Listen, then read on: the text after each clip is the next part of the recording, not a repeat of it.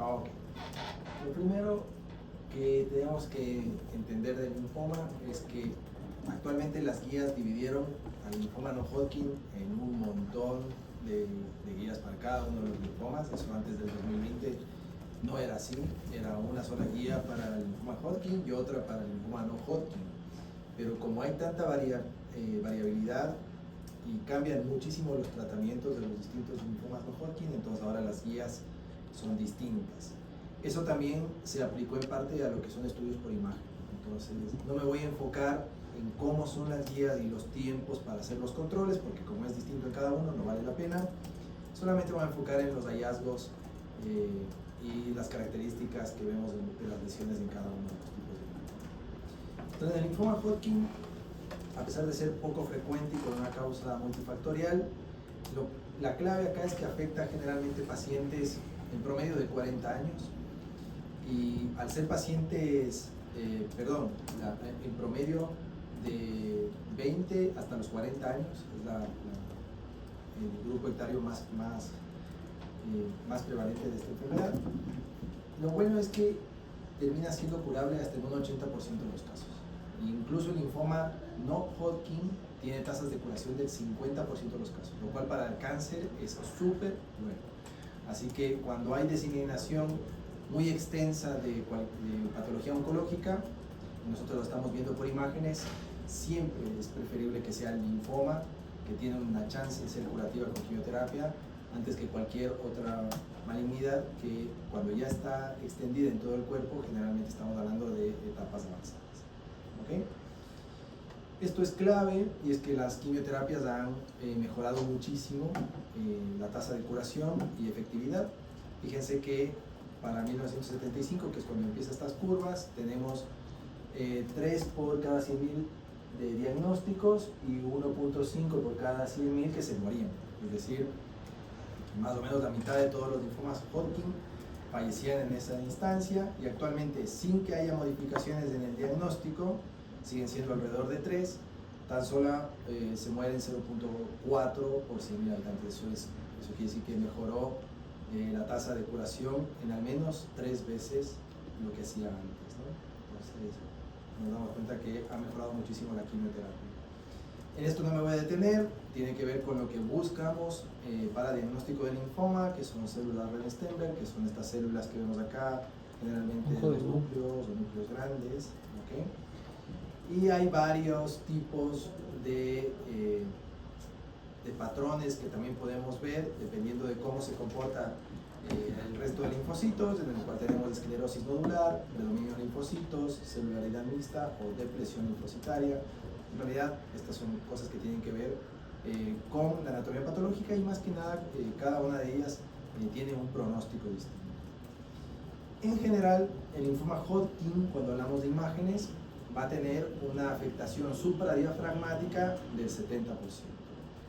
Como ya habrán visto, el diafragma acá es como el límite en el que yo tengo que buscar lesiones por arriba del diafragma o por debajo del diafragma, porque eso me va a cambiar la estratificación.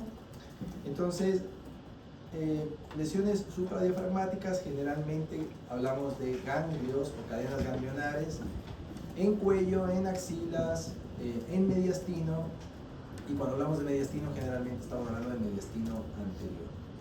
Una de las cosas que sí es importante en el linfoma Hodgkin es que la afectación extraganglionar, o la afectación fuera de los ganglios, extranodal también se le llama, cuando es pulmonar, o sea, cuando yo tengo afectación pulmonar, lo más probable es que sea linfoma Hodgkin en relación a linfoma no Hodgkin. Cuando tienes una afectación pulmonar, es mucho más probable que sea linfoma Hodgkin. ¿Y cómo se van a ver estas afectaciones, sobre todo las ganglionares? Se van a ver como conglomerados. Fíjense, de este lado tenemos ganglios relativamente normales, donde el diámetro menor de los ganglios es menor de 1, menor de 10 milímetros.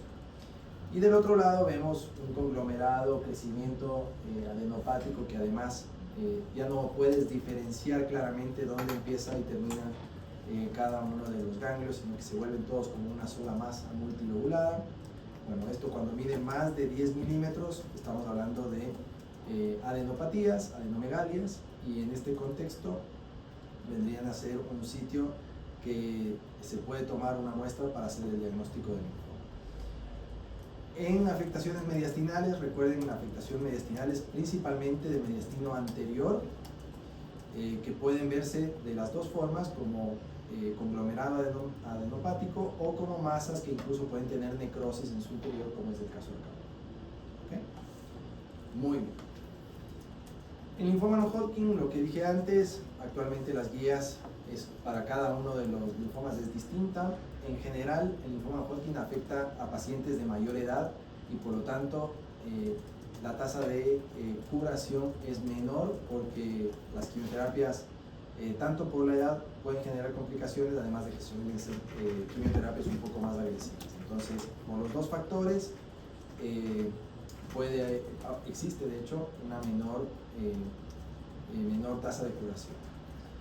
Sin embargo, sigue siendo buena en comparación al resto de cánceres. En el linfoma no Hodgkin también vamos a tener compromiso supradiafragmático, pero cuando es compromiso supradiafragmático, habitualmente hablamos de no solamente ganglios, sino multifocal, o sea, afectación multifocal en distintos órganos y ganglios a nivel del cuello o de región supraclavicular. Y cuando hablamos de mediastino, la afectación del mediastino posterior es clásica del linfoma no Hodgkin.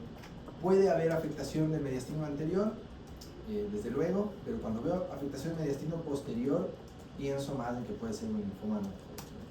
Como lesión extranodal o extraganglionar, acá la más frecuente es la afectación del vaso. Y el vaso se ve afectado hasta en un 50% de los casos. Ya vamos a ver que afectación del vaso puede ser solamente esplenomegalia o también infiltración focal dentro del vaso. Muy bien. Estas son como generalidades. ¿Alguna pregunta? Bueno, de ahí tenemos la estadificación, que es para lo que sirven los métodos de imagen. Pues lo que quieres con los métodos de imagen es básicamente ver dónde hay afectación, dónde hay compromiso ganglionar o extranodal. Y para eso utilizamos esta clasificación de Ann-Arbor, donde el diafragma termina siendo el sitio más importante, porque vamos a dividir al compromiso en supradiafragmático e infradiafragmático. Cuando el compromiso es supradiafragmático, una cadena ganglionar, es estadio 1. Cuando son múltiples cadenas ganglionares o afectación extranodal pero supradiafragmática, es estadio 2. Estadio 3 es cuando tienes compromiso de ambos lados del diafragma. Y estadio 4 es cuando ya tienes compromiso generalmente extranodal y ganglionar en ambos lados del diafragma. ¿Ok? Esto aplica para ambos, para el Hodgkin y no Hodgkin. Sí hay ciertas particularidades de la estadificación en cada uno. Sobre todo que, por ejemplo, en el Hodgkin, como no es tan frecuente la afectación del vaso, tengo que marcar como afectación del vaso, poniéndole a la clasificación, por ejemplo, 2 o 3 o 4, S, que hay afectación del vaso. Y en el no Hodgkin, generalmente, siempre me voy a fijar si solamente hay compromiso primario ganglionar o si el primario es extraganglionar. ¿Ok? También difícil de hacerlo en una primera instancia, pero cuando ya tienes el diagnóstico histológico se puede hacer. En el tema de estadificación en general, el PET-CT mejora muchísimo el tema del rédito diagnóstico y de estadificación, mejorándolo hasta en un 30%. Esto es clave porque saber que tienes mayor cantidad de sitios de afectación baja el pronóstico, pero mejora la línea de tratamiento. Entonces, empeora el pronóstico para el paciente, que es lo que siempre tratamos de hacer con el PET, es tratar de ver dónde nomás hay lesiones. Pero el hecho de saber qué tipo de afectación tienes realmente permite que te den la línea de tratamiento que realmente necesitas, y eso mejora la sobrevida a largo plazo. Ok. A todo esto también hay que añadirle dos cosas. El tema de los tumores bulky, que son los tumores voluminosos, que se consideran a los conglomerados o masas mayores de 10 centímetros, o en el caso de pacientes más pequeñitos, podemos tomar en cuenta el diámetro transversal del tórax, y si supera un tercio de ese diámetro transversal del tórax, también estamos hablando de tumor bulky o voluminoso. Eso no cambia la estadificación, o sea, no cambia el 1, 2, 3, 4, pero sí que empeora el pronóstico. Y la otra es el compromiso del vaso. Como les dije, el compromiso del vaso, tanto en Hodgkin como no Hodgkin, puede ser de varios tipos. Puede ser solamente esplenomegalia. A la esplenomegalia le vamos a conocer como un vaso mayor de 130 milímetros de diámetro longitudinal, ¿okay? O un volumen mayor de 300 centímetros cúbicos. Mientras que una esplenomegalia, ahí se me fue el nombre, una esplenomegalia, no es esplenomegalia voluminosa, no, no es voluminosa. Ay, se me fue el nombre. Bueno, pero una esplenomegalia voluminosa, digámosle, es cuando tenemos más de 180 milímetros de diámetro longitudinal o más de 1000 centímetros cúbicos en el vaso. O sea, esas son esplenomegalias voluminosas, que en realidad cuando tienes eso definitivamente estás hablando de una infiltración por linfoma, por leucemia o por alguna cosa mieloproliferativa. ¿Okay? Cuando tienes estas esplenomegalias muy grandes, más de 180 milímetros de diámetro longitudinal o 1000 centímetros cúbicos, piensas en alguna patología maligna. Ok, ¿preguntas? Porque podría repetir lo de la esplenomegalia era cuando el vaso está a 130 milímetros de longitud y... O más de 300 centímetros cúbicos. O sea, si mides los 3 diámetros y calculas el volumen, tiene que darte más de 300 para decir que es esplenomegalia. ¿300 qué? Perdón. 300 centímetros cúbicos. Centímetros. 300 centímetros. Para decir que es voluminosa, más de 180 milímetros de longitud. Por ejemplo, acá yo mido esto y tiene fácil 250 centímetros de longitud, ¿sí? O más de 1000 centímetros cúbicos. Ok, eso es lo que tiene que ver solamente con esplenomegalia, o sea, el crecimiento del vaso. Sin embargo, también puede haber otras afectaciones que son infiltración difusa, lesiones focales o masa solitaria, que se van a ver distintos, se van a ver como masas, como distintas lesiones focales o como alteración del patrón de captación del contraste de forma difusa. Como les dije, el PET sí que ayuda un poco en ver si la esplenomegalia, que si ustedes se fijan acá es una masiva, esplenomegalia masiva, es más de 180 milímetros. Además veo que hay hipercaptación, entonces claramente corresponde a una infiltración por el linfoma, en este caso, que es un linfoma no Hodgkin. Muy bien. ¿Hasta aquí alguna pregunta? Entonces, ¿qué es lo que se utiliza para poder estadificar? Por una parte, es la clasificación de Ann Arbor, que es lo que acabamos de ver, con los distintos parámetros. Pero ¿para qué me sirve estadificar? O sea, siempre te sirve estadificar para, después de dar un tratamiento, poder controlar y entender si es que está mejorando el paciente o no. Entonces, para eso, en el caso del linfoma, utilizamos la clasificación de Lugano. La clasificación de Lugano lo que te permite es ver cómo va avanzando el paciente, si va mejorando, empeorando, etc. Acá lo que se toman en cuenta son siempre hasta 6 lesiones. Y las lesiones tienen que medir más de 15 milímetros cuando hablamos de ganglios o más de 10 milímetros cuando hablamos de lesión extranural, para que sean medibles. Entonces vos partes de eso. Puedes tener afectación de todos los ganglios del cuerpo, pero solamente un ganglio es mayor de 15 milímetros de diámetro menor, entonces solamente ese ganglio me va a servir para ver cómo se va comportando el implante. ¿Ok? Entonces siempre las lesiones target van a ser esas lesiones, las que midan más de 15 en caso de ganglios o más de 10 en caso de lesión extranural. ¿Está claro eso? Sí. Ok. Aparte de eso, bueno, una de las cosas que es importante es que las mediciones las tienes que hacer en 2 diámetros, sacar el promedio y esa es la medición final que puedes luego comparar. Ok. La otra cosa que sí es importante es que la esplenomegalia sola no es una lesión que pueda comparar. La esplenomegalia solamente está ahí como lesión, pero no es algo que yo pueda comparar. No puedo medir en términos de cómo va disminuyendo la esplenomegalia el tratamiento del paciente.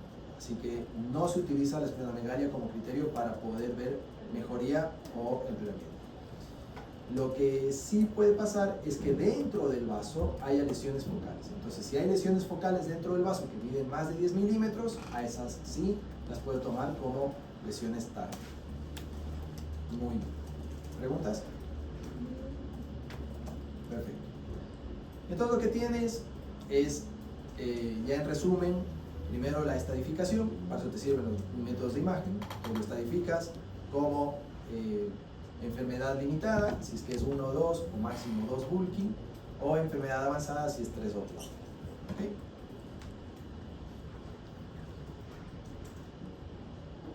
Perfecto. Entonces acá está un poco más descrito, lo mismo que vimos antes. Hasta 6 lesiones diana, las medimos en los 2 diámetros y siempre tiene que dar más de 15 para que sea medible en adenomegalia o más de 1 centímetro para que sea medible en cualquier otra lesión focal.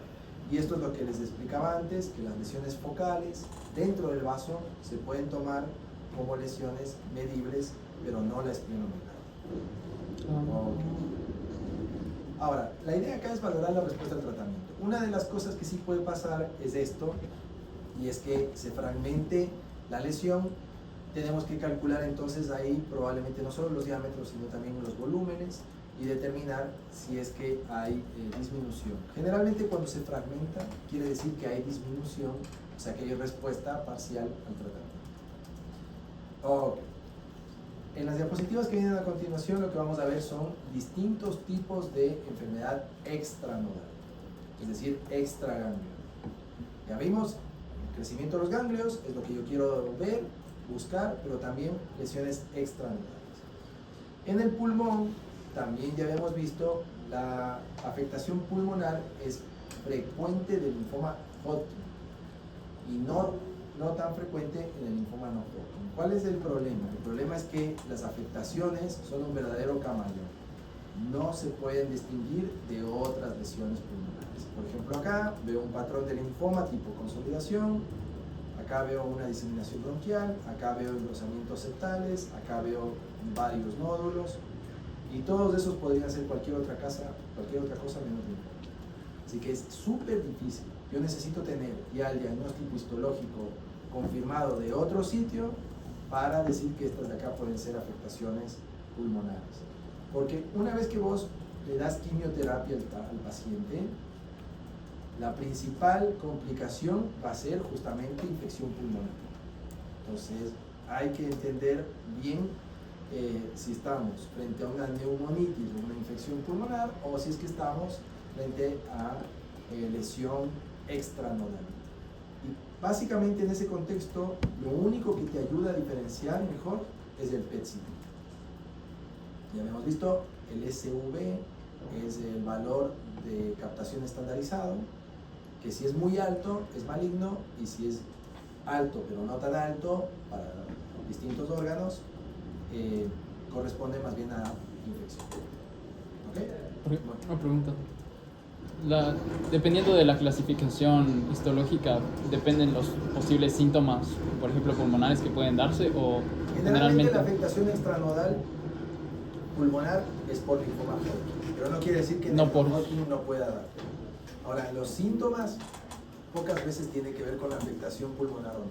Tendría que ser una afectación pulmonar muy difusa para que tengas síntomas pulmonares o síntomas asociados a lesión pulmonar. O sea, los síntomas son independientes de la lesión pulmonar. Me refería, habíamos visto esto de la clasificación al inicio. Si es que sea parte de una clasificación pueda dar como resultado otros. Si no tienes síntomas B, eso te ayuda a clasificarlo clínicamente al linfoma. Los síntomas B se acuerdan la sudoración nocturna, fiebre, etc. Entonces, eso te ayuda a clasificar el linfoma, si es sintomático o no, con síntomas B o no. Pero nada de las lesiones en realidad va a influir en que vos tengas síntomas o no. Generalmente tienes más síntomas o mayor prevalencia de síntomas cuando tienes lesiones más difusas o más grandes, cuando tienes estadios más avanzados. Pero no porque haya lesión pulmonar vas a tener, o lesión en cierto sitio, vas a tener alguna clínica específica. Okay. A diferencia de cuando tienes otros problemas, por ejemplo una infección, claramente te va a dar signos y síntomas pulmonares. Pero acá no. En la diseminación extranodal muchas veces no se acompaña de síntomas clínicos, o sea, no se acompaña de clínica la afectación de distintos órganos. ¿Ok? Muy bien. Acá, por ejemplo, fíjate, tenemos lesión en la pleura con derrame pleural. Probablemente, claro, cuando tienes un derrame pleural así, evidentemente baja un poco o vas a tener alguna sintomatología relacionada al hemitórax derecho, porque está colapsando parte del pulmón, pero no porque apareció la lesión en sí, sino porque está generando derrame pleural que está generando disminución del volumen pulmonar. ¿Okay? Lo que señala la flecha es justamente la lesión que corresponde a el linfoma en la pleura que va a generar derrame pleural. En el otro caso, bueno, tenemos acá afectación pericárdica con engrosamiento del pericardio, también muy sutil. Todas estas afectaciones podrían ser cualquier otra cosa. La primera imagen podría ser un mesotelioma, la segunda imagen podría ser simplemente un derrame pericárdico. Necesitas tener confirmación histológica para entender que se puede tratar de una lesión extranodal, si no, no lo sospechas. ¿Okay? Con el hígado pasa lo mismo que con el vaso, puedes tener 1000 lesiones. Entonces acá yo tengo una hepatomegalia, pero no toda hepatomegalia es linfoma. A eso, o sea, las hepatomegalias son por 1000 cosas. Una de las cosas que te puede generar hepatomegalia es linfoma. Entonces necesitas tener diagnóstico de linfoma para saber que esa hepatomegalia es por el linfoma. ¿Okay? Esta hepatomegalia que vemos acá, así como imagen, podría ser de una hepatitis, por ejemplo, claramente, sin ningún problema. Así como esta lesión focal, expansiva, invasiva y que compromete también los ganglios parailiares, podría ser un cáncer de pulmón, podría ser un adenocarcinoma de la vesícula o un carcinoma hepatocelular, podría ser. O estas lesiones que vemos acá podrían ser metástasis hepáticas, que son lesiones focales en el caso del linfoma. O sea, todo simula otras lesiones. El linfoma extranodal es así. Hay por ahí dos afectaciones que son muy características del linfoma. Una es la afectación perirrenal, esta afectación clásica con engrosamiento del tejido perirrenal, en el caso de la afectación renal, y la otra es la intestinal, que vamos a ver después. Pero de igual forma, en el caso de afectación renal puedes tener engrosamiento difuso, esta perirrenal que sí es un poquito más característica, puedes tener lesiones focales, como vemos acá, que pueden ser de cualquier otra cosa, o puedes tener esta lesión muy severa con invasión de las venas, que es un poco más rara en el caso del linfoma. Bueno, el páncreas también puede tener lesiones. Y acá la intestinal, que es la otra, que sí es un poco más característica del linfoma, y es que a diferencia de la afectación de cualquier cáncer del tubo digestivo, en el cual pues vas a tener engrosamiento de la pared y consecuente estenosis de la luz, en el linfoma justamente hay engrosamiento de la pared y dilatación de la luz, que es una cosa que no se ve en otro tipo de cáncer. La dilatación aneurismática del intestino con engrosamiento de la pared es un signo clásico de linfoma. O sea, es una imagen que si yo la veo sin tener ningún contexto, lo primero que pongo en el informe es puede corresponder al linfoma. ¿Okay? Entonces tienes engrosamiento de la pared, pero con dilatación de la luz. En este caso no se ve tan claro, pero puede haber dilataciones muy severas de la luz. Eso corresponde al linfoma. Fíjense acá, que bueno, es una imagen de libro, sí tengo otra imagen por ahí después, pero en esta imagen de libro yo veo un engrosamiento muy importante de la pared y la luz está perfecta, la luz no está estenosada, sino que está más bien más grande. Eso es clásico del compromiso intestinal. Otra cosa que es clásica del intestino es que como tienes una dilatación aneurismática y engrosamiento de la pared, el movimiento peristáltico hace que se meta parte del intestino dentro de la porción subsiguiente del intestino. A eso se le llama intususcepción o invaginación intestinal. Entonces, la invaginación intestinal es una de las formas en las que aparecen síntomas por obstrucción intestinal debido al linfoma. ¿Ok? ¿Sí se entiende lo que es la invaginación? ¿O no? No. Es como arremangarte y cuando o te está sacando el saco, se mete la manga adentro. Lo mismo pasa con el intestino. Una parte del intestino se mete dentro de la otra parte del intestino. ¿Ok? Y eso, cuando estás hablando de paredes engrosadas, lo que va a generar es que cuando se mete una parte dentro del intestino, genera obstrucción, porque no puede pasar luego más contenido por la luz de esa porción del intestino. Las invaginaciones tienen muchas causas. Hay invaginaciones que son fisiológicas y que se dan sobre todo en pacientes pediátricos, fisiológicas, o sea, aparecen como que desaparecen.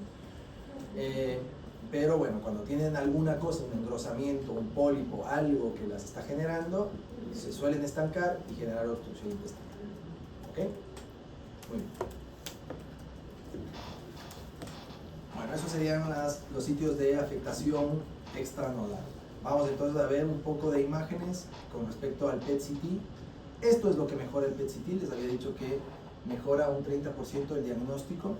Y es porque justamente cuando vos estás viendo una tomografía, yo acá puedo delimitar una lesión.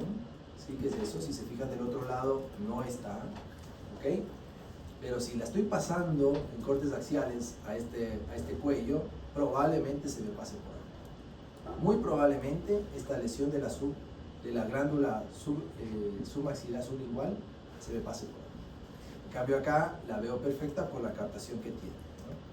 Entonces, es una de las cosas. Esto es justamente una dilatación aneurismática.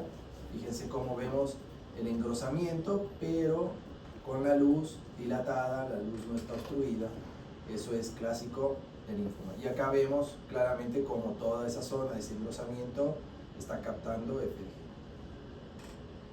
Ahora, no todos los linfomas se pueden ver captación de FDG en el PET-CT.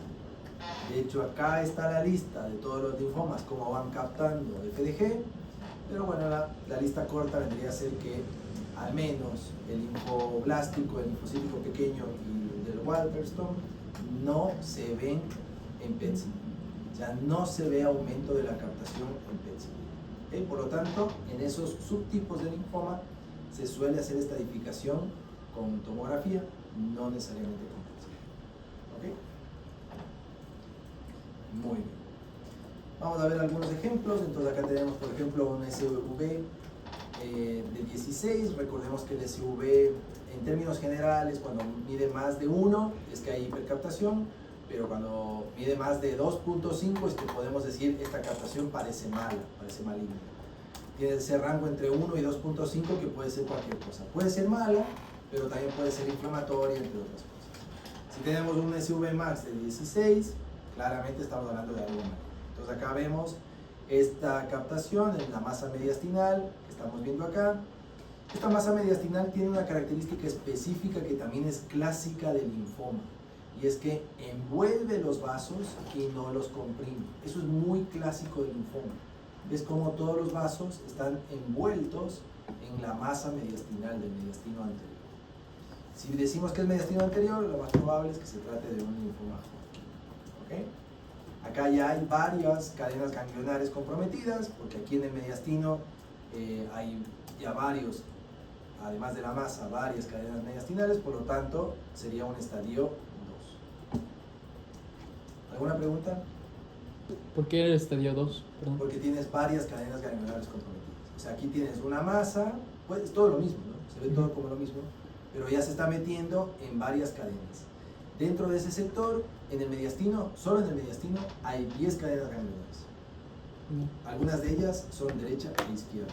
Entonces, date cuenta que si es una masa que ocupa gran parte del mediastino, probablemente esté ocupando varias de esas cadenas ganglionares. Y como habíamos visto, si ya tienes varias cadenas ganglionares, eso es estadio 2. ¿Okay? Este no es bulky, o sea, no mide más de 10, ni tampoco mide más de 1/3 del diámetro transversal del tórax, pero es un estadio 2. ¿Okay? Acá, fíjense, Submax de 12, igual hablamos de maligno, es un paciente mayor, sigue siendo linfoma Hodgkin, no es lo habitual, pero fíjense, tengo acá captación aquí, captación acá, y si se dan cuenta que acá también tengo varios ganglios en el ilio hepático. Normalmente las captaciones, bueno, y acá también, fíjense, todo esto que estoy viendo acá no debería estar captado. Las captaciones normales son uréteres, pelvis renal, o sea, sistema excretor en los riñones, y vejiga. No debería tener otras captaciones, y se ven captaciones en muchos otros sitios, ¿no? Entonces claramente tengo un estadio que está como 3 acá, debería ser un estadio 4. Sí. ¿Preguntas? Ahí veo entonces captación de todos estos ganglios, captación en ganglios del ilio hepático, captación en ganglios de la región índica. ¿Preguntas? Muy bien.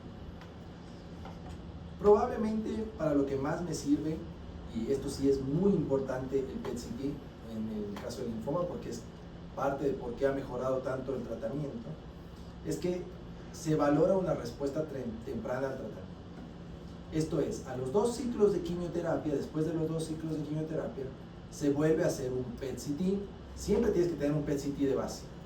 Entonces a los dos ciclos, básicamente a los 2 meses, se vuelve a hacer un PET-CT y se ve cómo está respondiendo. Si es que hay respuesta de 2 formas, cambios en la morfología, o sea, disminución del tamaño de la masa, o disminución en la captación de FDG, quiere decir que hay respuesta parcial.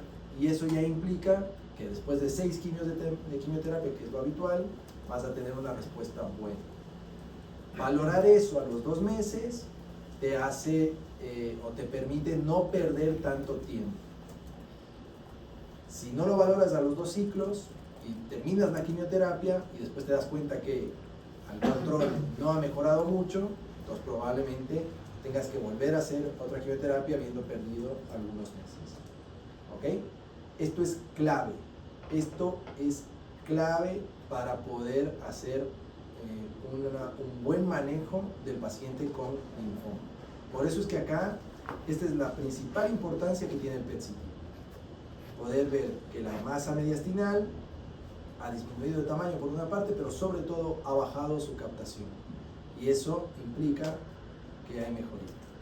¿Ok? Si se dan cuenta que acá además hay una captación que antes no estaba. ¿De quién?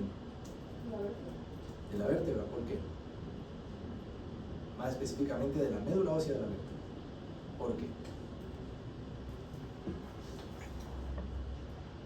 Bueno, le estás dando quimioterapia, básicamente le estás matando varias cosas del cuerpo, y ese estrés hace que haya mayor producción de elementos formes de la sangre en la médula ósea. Entonces la médula ósea se vuelve hipercaptante de FDG porque está funcionando más. Es lo normal, eso lo vemos normalmente como hipercaptación de la médula ósea cuando estás dando quimioterapia. Acá no es problema porque no tenías la lesión previa. El problema es cuando tienes un mieloma múltiple, porque si tengo un mieloma múltiple, le doy quimioterapia y quiero ver cómo va mejorando, entonces ya no voy a tener. Si le hiciste muy cerca de la quimioterapia, vas a ver igual captación de la FDG en la médula ósea y no te va a poder, o sea, no vas a poder diferenciar, al menos de que tengas variaciones del SV muy claras, no vas a poder diferenciar entre la captación fisiológica y el tumor. ¿Ok? Pero acá no tengo ese problema, por lo tanto, acá está que recontra bien hacer a los 2 ciclos de quimioterapia porque ya sé que voy a tener esa captación, pero puedo ver que hay disminución de la otra captación, que es la clave. ¿Preguntas? Y en la imagen final esa área de hipercaptación. Esa área de captación ahí. Sí, esa área eso es una lesión, ¿no? Fíjate que, bueno, no sé si es una lesión o es parte del ventrículo, pero parece una lesión, parece ser una recidiva. Ahora, cuando vos ves captaciones, cuando vos ves disminución, ya vamos a ver otros ejemplos un poco más en el tiempo, cómo se da. Siempre es frecuente que cuando terminas un ciclo de quimioterapia tengas respuesta incluso completa. pero después tienes que seguir haciendo controles para ver que no haya recidiva. Solo después de cierto tiempo, con respuesta completa, después de ciertos controles en los que no aparezca nada, puedes recién ahí decir, este paciente se curó.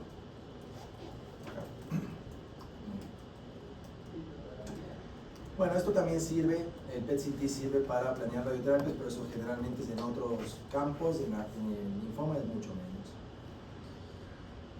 Y este que es el último concepto así importante que hay que entender. El Lugano lo que me permitía era ver cambios de la morfología, ¿ok? Pero cuando yo hago PET-CT, no solamente quiero o pretendo ver cambios de la morfología, quiero ver también cambios en la captación. Entonces, la escala que utilizamos para ver los cambios en la captación se llama el Deauville. Entonces, el Deauville lo que te permite es ver cómo va bajando o cómo va aumentando la captación en ciertos sitios. Y para hacer eso, para no estar poniendo SV en cada uno de los sitios, porque es bastante inespecífico, lo que se hace es comparar las captaciones con el mediastino y con el hígado. ¿Ok? Básicamente acá lo que quieres ver es si es que dejó de haber captación, si la captación es menor a la del mediastino, si la captación es entre el mediastino y el hígado, o si la captación es mayor a la del hígado. Cuando tienes captaciones mayores a las del hígado, estos dos rangos de acá, es porque no hay respuesta, o en el caso de que haya habido respuesta y aparecieron, pues una recidiva. ¿Ok? Pero, ¿y a qué se refiere con captación mayor al hígado o al mediastino? ¿Sería a lo normal de lo que deberían captar? Tal cual. Fíjate, bueno, acá no se logra ver muy bien, pero fíjate que hay una área del mediastino que capta FDG y un área del hígado que capta más FDG. O sea, se ve más brillante, se ve más rojito. ¿Ok? Eso es lo que uno espera en el hígado y en varios órganos. Por ejemplo, vos en los riñones esperas que tengan captaciones similar en la corteza renal, similar a la del hígado. ¿Ok? En el vaso esperas que tengas una captación similar a la del hígado. Pero si vos empiezas a ver captación similar a la del hígado en el músculo, entonces ahí hay algo que podría llegar a ser. Entonces, como no hay un parámetro para poder decir, o sea, con certeza, en este órgano puede ser hasta este SV y no más, entonces siempre la idea es ir comparando con las captaciones mediastinales y del hígado. Y de esa forma uno se hace la idea de qué posibilidad hay de recidiva o no. Básicamente, cuando te dicen que tienes un Deauville 4 o 5, quiere decir que hay sospecha de que sea recidiva esa nueva captación o esa captación. O en el caso de que vaya bajando la captación, ¿hasta cuándo tiene que bajar? Bueno, si es 4 o 5, no ha bajado lo suficiente, por lo tanto esa lesión tuvo respuesta parcial, no ha tenido respuesta completa. Pues son formas en las que vamos dando información sobre qué es lo que está pasando con el paciente. Ok, bueno, acá se ven las lesiones. Bueno, esa no, esa parece. Ahí. Entonces, ese tipo de lesiones ya no se ven después y se las categoriza como que la captación del mediastino es habitual, o sea 2, o que la captación del vaso es 3, etc. Nada más. Bueno. En todos los casos, esto es para todos los estudios de imagen, cuando vos haces un control oncológico, sobre todo después de dar tratamiento, lo que quieres ver es si es que hay respuesta o no. Entonces, en todos los estudios de imagen oncológicos, deberían darte los parámetros para poder saber si es que hay progresión de la enfermedad, si es que hay respuesta parcial a la enfermedad, respuesta completa o enfermedad estable. ¿Ok? Entonces, progresión de la enfermedad, aparecieron nuevas lesiones, fácil. Enfermedad estable, hablamos de porcentajes. Entonces, ha disminuido un porcentaje menor o ha aumentado de tamaño un porcentaje menor en comparación al previo. Eso es de enfermedad estable. Respuesta parcial vendría a ser que ha disminuido más de ese porcentaje, pero por ejemplo no todas las lesiones se han resuelto. Y respuesta completa es que todo se ha resuelto. Todo está otra vez como normal. ¿Ok? Eso es para todos. Ahora, es absurdo que yo les diga, para el linfoma Hodgkin, esta es progresión, esto es respuesta parcial, porque para cada uno existe eso. Para cada linfoma y para cada cáncer del cuerpo existe eso.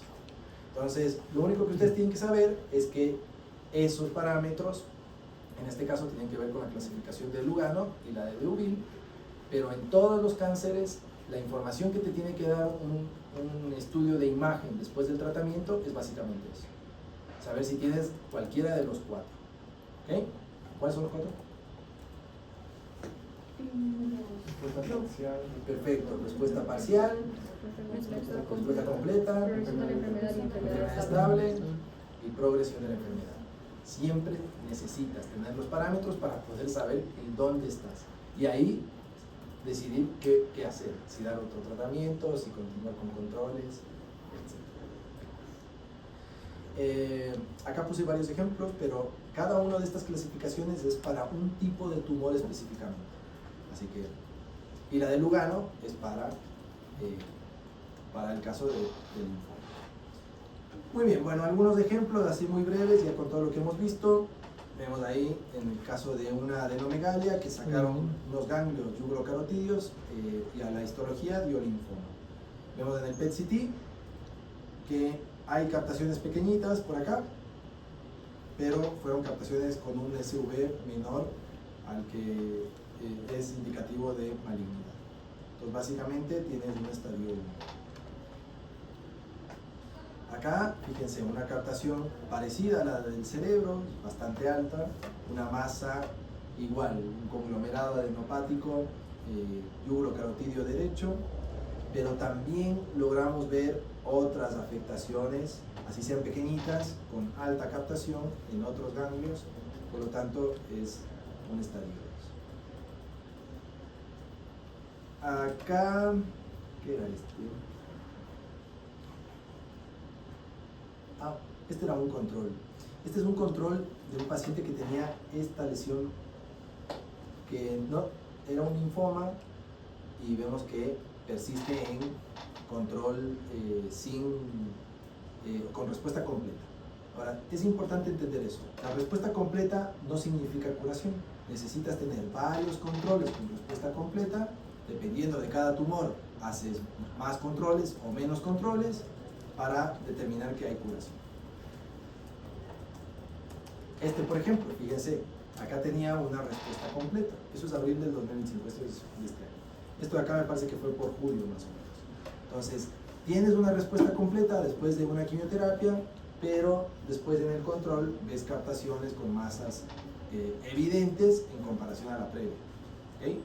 Entonces, ¿qué es lo que hay que hacer acá? Otra vez, interpretarlo como progresión de la enfermedad y por lo tanto hacer de esta imagen la de inicio frente a un nuevo esquema de quimioterapia. O sea, este de acá pasa a ser otra vez la imagen de inicio frente a un nuevo esquema de quimioterapia. Lesión acá en el estómago, ahí. Y bueno, esto es lo que digo. Cuando vos tienes linfoma con esa distribución, puedes tener respuestas muy buenas, incluso respuestas, fíjense que aquí la respuesta es completa, ¿okay? Y frente a cualquier otro tipo de cáncer con esa diseminación definitivamente no vas a obtener ninguna respuesta. ¿Okay? Entonces, si está tan diseminado, lo mejor es que sea linfoma, porque tienes chance todavía de tener curación. Ahora, la respuesta completa acá no significa que hay curación. Fíjense que volvieron a aparecer algunas lesioncitas pequeñas que terminan siendo recidiva y por lo tanto tiene que volver a otro esquema de quimioterapia. Ok, listo, no sé si tienen alguna pregunta.